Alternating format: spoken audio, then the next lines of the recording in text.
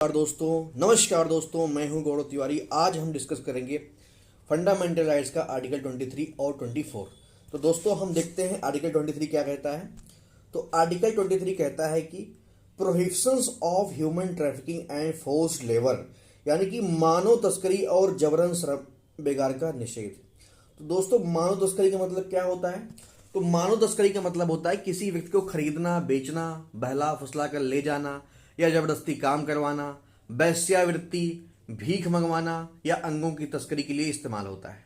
यानी कि हम कह सकते हैं कि मानव तस्करी का मतलब होता है किसी व्यक्ति को खरीदना, बेचना, बहलाकर फुसलाकर ले जाना, जबरदस्ती काम करवाना, वेश्यावृत्ति में डाल देना, भीख मंगवाना और अंगों की तस्करी करने के लिए इस्तेमाल करना।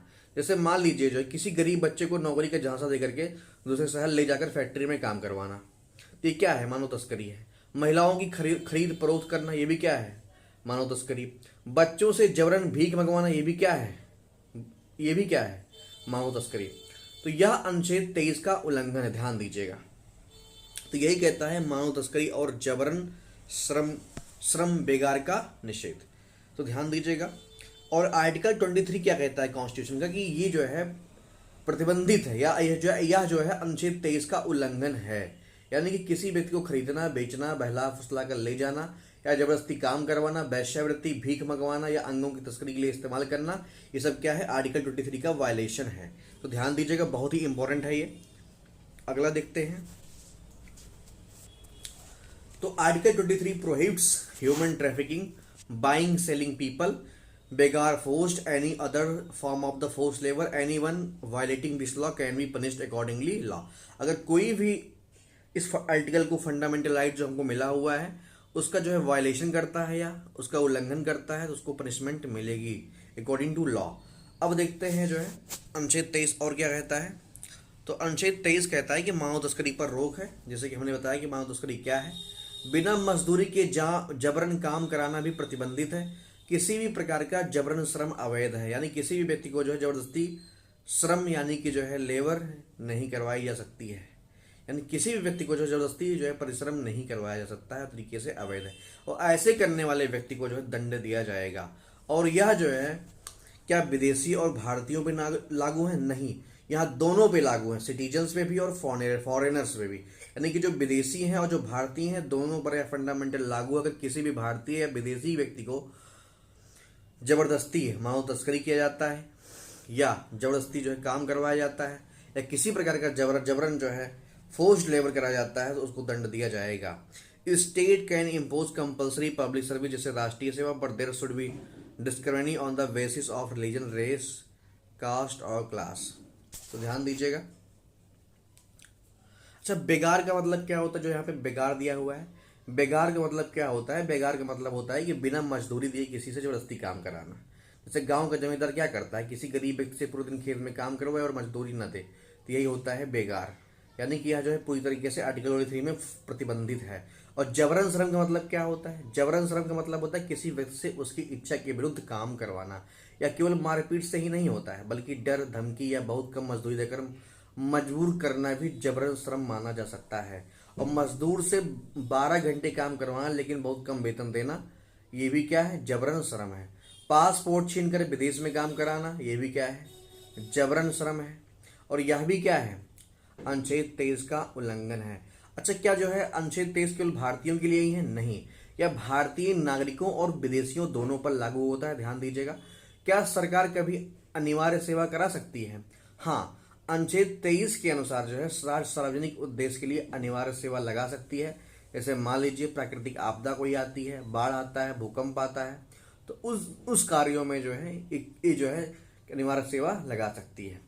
राष्ट्रीय आपातकाल जैसी विशिष्ट परिस्थितियों में भी ये सेवाएं आवश्यक हो जाती हैं, लेकिन इसमें धर्म, जाति, लिंग, भाषा या वर्ग के आधार पर भेदभाव नहीं किया सकता है।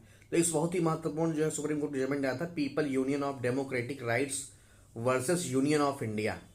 तो इसमें यह निर्णय आया था, यदि किसी मजदूर को न्यूनतम मजदूरी से कम भुगतान किया जाता, तो वह मजदूरी में काम कर रहा है, तो इसे भी फोर्स लेबर माना जाएगा। तो ध्यान दीजिएगा, इस प्रकार से आर्टिकल 23 में हमें बताया गया है। अगला देखते हैं। तो अगला जो आर्टिकल है आर्टिकल 24 है। तो आर्टिकल 24 में कहता है बाल श्रम का निषेध करता है। तो पूछ सकता है पेपर में कि बाल श्रम का निषेध किस आर्टिकल में हुआ है, तो आर्टिकल 24 में हुआ है। तो आर्टिकल 24 में जो है बाल श्रम का निषेध हुआ है। तो देखते हैं कि आर्टिकल 21 क्या कहता है। तो article 21 state that no child below 14 years shall be employed in factories, यानी कि 14 वर्ष से कम आयु के किसी भी बच्चे को किसी कारखाने, खान या किसी भी अन्य खतरनाक कार्य में नियोजित नहीं किया जाएगा। तो ध्यान दीजिए यहाँ पे कि जो है इसमें जो है किन जगहों पर बच्चों से काम नहीं कराया जा सकता है। फैक्ट्री हो गई, खान हो गई यानी कि माइंस, और खतरनाक कार्य यानी कि हजार्डियस ऑक्यूपेशन। तो यानी कि जैसे मान लीजिए पटाखा की फैक्ट्री है, मान लीजिए कोई व्यक्ति है जो 12 साल के बच्चे से काम करा रहा है, या कोई कोयला की खान मान लीजिए, उसमें कोई बच्चा 13 साल का बच्चा है और उसको भेज दिया गया है ना। तो ये भी क्या है, अनुच्छेद 24 का उल्लंघन है। पटाखा फैक्ट्री हो गया, कोयला खान हो गया, तो इन सब में भेजना क्या है, रसायन की फैक्ट्री हो गई मान लीजिए, इन सब में किसी बच्चे को भेजना अगर वो 14 साल से कम का बच्चा है तो क्या है, ये सभी 24 का उल्लंघन है। अच्छा, किन जगहों पर यह अनुच्छेद सीधे लागू नहीं होते, थोड़ा सा ये भी देख लेते हैं, बहुत इंपॉर्टेंट है। तो अनुच्छेद 24 केवल खतरनाक कार्यों पर रोक लगाता है, ध्यान दीजिएगा। बच्चों के अन्य प्रकार के रोजगार को नियंत्रित करने के लिए संसद ने अलग अलग कानून बनाए, जैसे कि child and adolescent labour prohibition and regulation act 1986 संशोधन के तहत इसमें क्या हुआ था 2016 में, जिसके अनुसार जो है समानतः 14 वर्ष से कम आयु के बच्चों के रोजगार पर प्रतिबंध है, यानी कि 14 वर्ष से कम आयु के बच्चों के रोजगार पर प्रतिबंध है, कुछ सीमित अपवाद जैसे परिवार आधारित कार्य, मनोरंजन उद्योग में कुछ शर्तों के साथ कुछ छोड़कर। तो ध्यान दीजिएगा, इसका उद्देश्य क्या है आर्टिकल 24 का। तो आर्टिकल 24 का उद्देश्य है बाल श्रम को रोकना, बच्चों को शिक्षा का अवसर देना, शारीरिक और मानसिक विकास की रक्षा करना, शोषण से बचाना। जैसे मान लीजिए एक उदाहरण से अगर मैं आपको समझाता हूँ, एक राहुल नाम का बच्चा है जो 13 वर्ष का है, वो बच्चा फैक्ट्री में काम कर रहा है, पटाखा की फैक्ट्री में। ये क्या है, अनुच्छेद 24 का उल्लंघन है। जैसे मान लीजिए कोई बच्चा है, सुरेश नाम का 12 वर्ष का बच्चा है, कोयले की खान में काम कर रहा है, तो ये भी क्या है, अनुच्छेद 24 का उल्लंघन है। जैसे मान लीजिए कोई बच्चा है जो 15 वर्ष का किशोर खतरनाक फैक्ट्री में काम कर रहा है, तो यह केवल अनुच्छेद 24 का नहीं बल्कि अन्य श्रम कानून भी लागू हो सकते हैं। 14 से 18 वर्ष के किशोरों के लिए भी खतरनाक कार्यों पर कानूनी प्रतिबंध। ध्यान दीजिए, कोई बच्चा का 14 से 18 वर्ष के भी किशोर अवस्था में है और किसी भी अगर हजार्डियस वर्क प्लेस पर अगर वो काम करता है तो वो भी कानूनी रूप से प्रतिबंधित है, ध्यान दीजिएगा। तो इस प्रकार से जो है अनुच्छेद 14 हमने देखा कि 14 वर्ष से कम आयु के बच्चों के लिए खतरनाक कार्यों में लगाने पर प्रतिरोध किया गया है, यानी कि रोकथाम की गई है।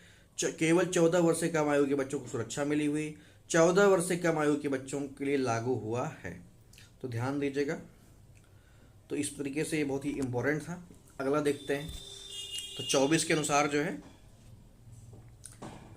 14 वर्ष से कम आयु के बच्चे सभी को कारखाने हो गए, जैसे मैंने बताया अभी, कारखाने हो गए, खदान हो गई, ठीक है।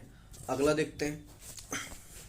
तो अगला है किसी भी खतरनाक कार्य हजार्डियस एम्प्लॉयमेंट में काम पर नहीं लगा सकता है, अप्लाइज टू, यानी कुल मिलाकर के 14 वर्ष से कम उम्र का अगर बच्चा है तो कहीं पे भी जो है कार्य नहीं कर सकता है, ठीक है।